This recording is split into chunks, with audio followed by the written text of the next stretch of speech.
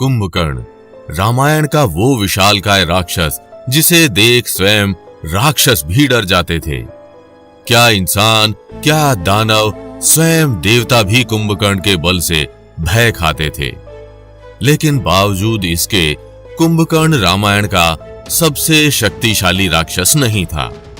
हम रावण या मेघनाद की बात नहीं कर रहे, बल्कि आज हम आपको जिस विशालकाय दैत्य के बारे में बताने जा रहे हैं वो कुंभकर्ण से भी ज्यादा शक्तिशाली और बलशाली था। कहते हैं कुंभकर्ण श्री राम को पहचान चुका था। उसने रावण के कहने पर श्री राम से युद्ध किया और ना चाहते हुए भी अपने प्राण गंवा बैठा। लेकिन आज हम आपको जिस राक्षस के बारे में बताने जा रहे हैं वो जानबूझकर नारायण से भिड़ गया था और उस युद्ध का जो परिणाम निकला उसने तीनों लोकों को हिलाकर रख दिया। तो आखिर कौन था वो राक्षस और उसका कुंभकर्ण से क्या संबंध था, आइए जानते हैं। लेकिन वीडियो शुरू करने से पहले जय श्री राम कमेंट जरूर कीजिएगा। प्रभु श्री राम की कृपा आपके घर परिवार पर सदैव बनी रहेगी।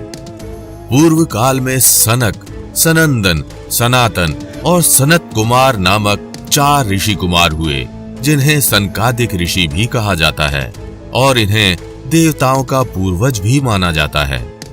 एक बार ये ऋषि भगवान विष्णु के दर्शन के लिए उनके बैकुंठ धाम आए। भगवान विष्णु के बैकुंठ द्वार पर जय और विजय नाम के 2 द्वारपाल पहरा दिया करते थे।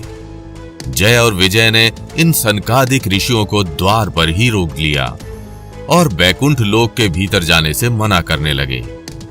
जय और विजय के इस प्रकार रोकने पर सनकादिक ऋषि क्रोधित हो उठे और उन्हें मृत्यु लोक में पाप योनि में जन्म लेने का श्राप दे दिया। उन्होंने दोनों द्वारपालों को पृथ्वी लोक पर 3 बार जन्म लेने का भयानक श्राप दिया। उनके इस प्रकार श्राप देने पर जय और विजय भयभीत होकर उनके चरणों में गिर पड़े और क्षमा मांगने लगे। इस बात की सूचना लगने पर स्वयं भगवान विष्णु माता लक्ष्मी के साथ वहां प्रकट हुए और अपने द्वारपालों के लिए क्षमा मांगने लगे। इसके बाद उन ऋषि कुमारों का क्रोध शांत हुआ और उन्होंने उनको ये आशीर्वाद दिया कि उनके तीनों जन्मों में उनकी मुक्ति श्री हरि के हाथों ही होगी। उन ऋषियों के श्राप के बाद जय और विजय बैकुंठ से गिरकर दिति के गर्भ में आ गए। विष्णु पुराण में वर्णित एक कथा के अनुसार महर्षि कश्यप और उनकी पत्नी दिति के हिरण्यकश्यप और हिरण्याक्ष नामक 2 पुत्र हुए। जन्म लेते ही उनका कद आकाश जितना ऊंचा हो गया और उनका शरीर पर्वत जितना फैल गया। लेकिन इतने बलवान होने के बावजूद उन्हें संतोष नहीं था और वे हमेशा के लिए अजर अमर होना चाहते थे। हिरण्याक्ष और हिरण्यकशिपु दोनों अपने को तीनों लोकों में सर्वश्रेष्ठ मानते थे। हिरण्याक्ष स्वयं विष्णु भगवान को तुच्छ मानने लगा और उसने गर्वित होकर तीनों लोकों को जीतने का विचार किया। हिरण्याक्ष ने पृथ्वी जीत ली और धरती को समुद्र में डुबो दिया। वो इंद्रलोक में पहुंचा और देवताओं को जब उसके पहुंचने की खबर मिली तो वे भयभीत होकर इंद्रलोक से भाग गए। राजा इंद्र के ना होते हुए इंद्रलोक पर हिरण्याक्ष का अधिकार स्थापित हो गया।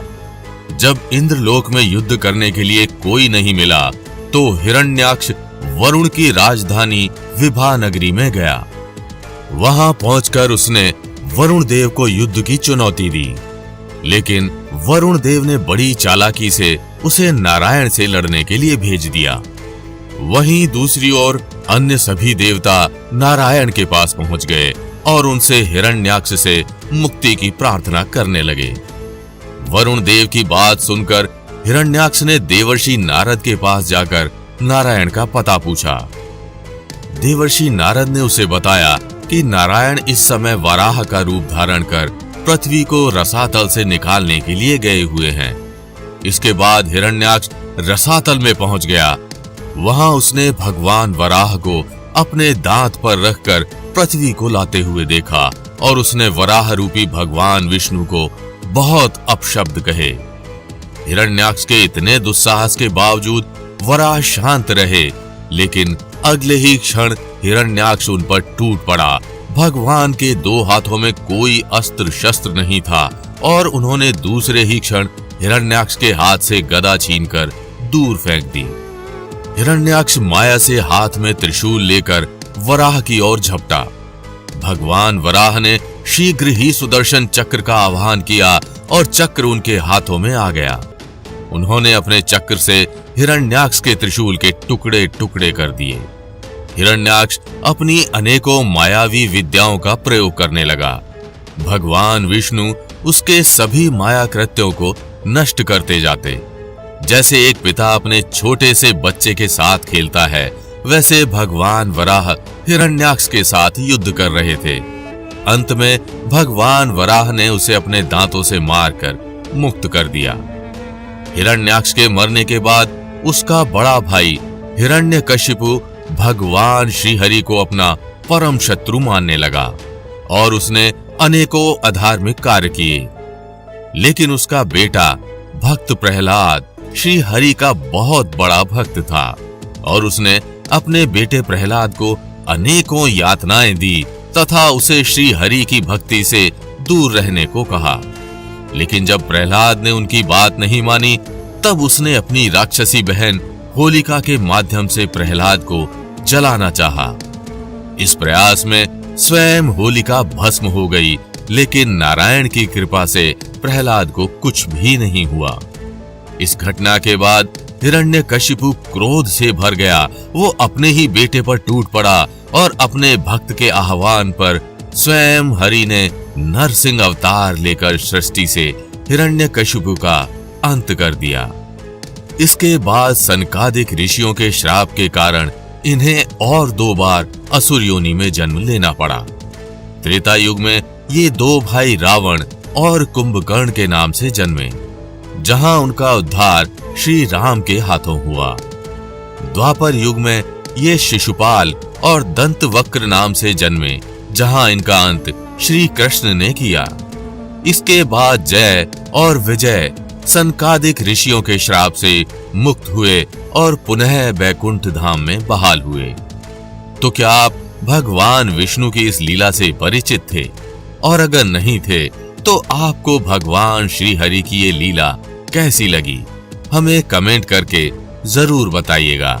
और अगर वीडियो अच्छी लगी हो तो इसे लाइक व शेयर कर चैनल को सब्सक्राइब करना बिल्कुल भी मत भूलिएगा।